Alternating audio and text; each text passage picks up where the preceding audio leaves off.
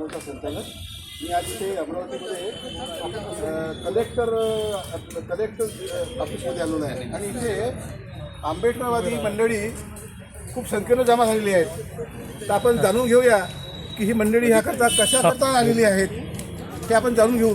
हे अमरावती शहरातील आंबेडकरी चळवळीतील बरेच मान्यवर ह्या ठिकाणी जिल्हाधिकारी यांच्या कार्यालयात आलेले आहेत.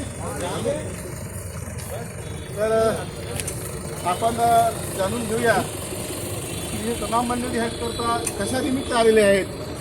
तर हे गोवर्धने साहेब आहेत, हे आपल्याला सांगतील. सांगा साहेब, काय कशा करता? रत्नेश गोवर्धन. आम्ही या ठिकाणी आंबेडकरी चळवळीतील पुरोगामी चळवळीतील विविध सामाजिक संघटनेच्या वतीनं आणि उपवर्गीकरण कृती समितीच्या वतीनं या ठिकाणी एकत्रित झालेला आहे. काल परवाची घटना आहे. या देशाचं राज्यसभेतील विरोधी पक्षनेता मल्लिकार्जुन खरगे वालदिनी येथे जंतर मंतरवरती सभा झाल्यानंतर त्याचं शुद्धीकरण करण्यात आलं.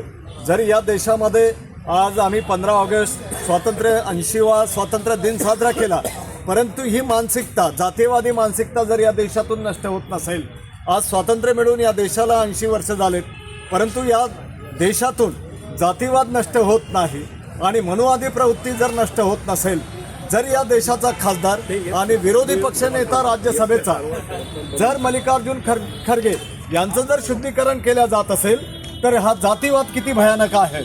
जर ग्रामीण विभागामध्ये, शहरी विभागामध्ये आणि सामान्य माणसाचं काय होत असेल, म्हणजे जातीवाद किती फोफावलेला आहे यावरून हे सिद्ध होते आहे.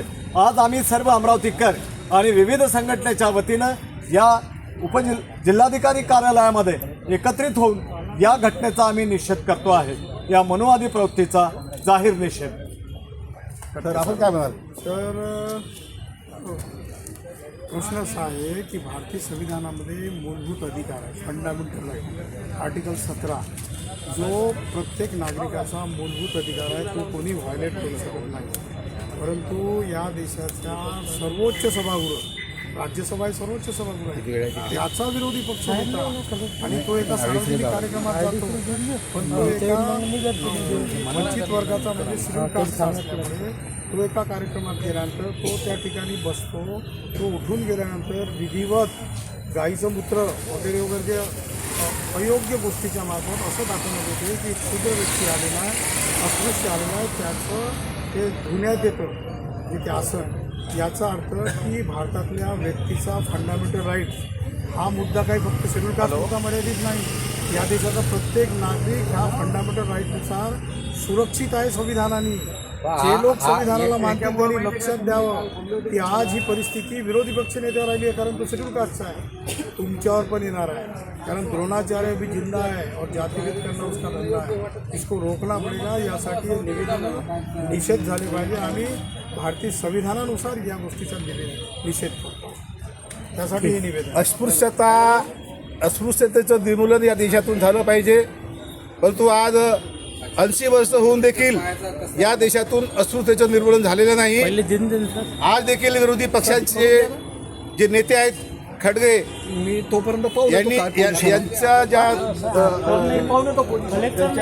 गोमूत्र शिंपून त्या जागेचं शुद्धीकरण करण्यात आलेलं आहे. म्हणजे अजूनही या देशामध्ये अस्पृश्यता आहे. आणि जी मंडळी म्हणतात की आता खूप दिवस झाले परिस्थिती सुधारलेली आहे, तर आता ही अस्पृश्यता, हे जे आरक्षण बंद झालं पाहिजे. पण जोपर्यंत अस्पृश्यता आहे तोपर्यंत या देशाचं आरक्षण सुरू होणार आहे. का आरक्षणाची ती अट म्हणजे अस्पृश्यता आहे.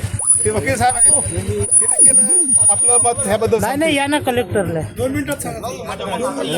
2 मिनिटात नाही. नाही बरं, पहिले आपण जेवून देऊ आणि मग 2 मिनिटात बोलणं होतं.